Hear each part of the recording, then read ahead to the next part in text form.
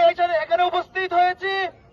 আমরা এই ইন্টারিম গভর্নরকে উদ্দেশ্য করে বলতে চাই, আপনি কোন নির্বাচনের মাধ্যমে বাংলাদেশের নির্বাচিত উপদেষ্টা হন নাই, আপনি উপদেষ্টা হয়েছেন এই জুলাই বিপ্লবীদের রক্তের উপর দাঁড়িয়ে আপনি আজকে বাংলাদেশের শাসন ক্ষমতা লাভ করেছেন। অতএব আপনাকে অত্যন্ত স্পষ্ট ভাষায় আমরা জানিয়ে দিতে চাই, জুলাই বিপ্লবীদের নিরাপত্তা আপনাকে অবশ্যই নিশ্চিত করে বাংলাদেশে থাকতে হবে। আমি ইন্টারিম গভর্নরকে বলতে চাই, আজকের এই হাদি ভাই যে শহীদ হয়েছে এটা কোনো সাধারণ বিষয় নয়, এটা অবশ্যই এর পিছনে বড় কোনো হাত আছে।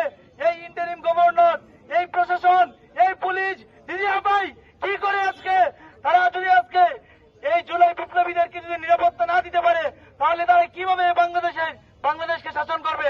আমরা হাদি ভাইয়ের দাপন হওয়ার আগে হাদি ভাইয়ের খুনিদেরকে আমরা দাপন করতে চাই, আমরা তাদেরকে বিচারের আওতায় দেখতে চাই।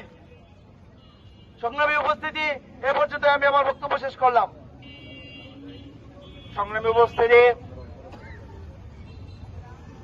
এই পর্যায়ে আপনাদের সামনে বক্তব্য নিয়ে আসছেন ইসলামী যুব আন্দোলন বাংলাদেশ নেত্রকোনা পৌর শাখার সম্মানিত সভাপতি, সম্মানিত সাধারণ সম্পাদক, আমাদের সহযোদ্ধা সাখাওয়াত হোসাইন।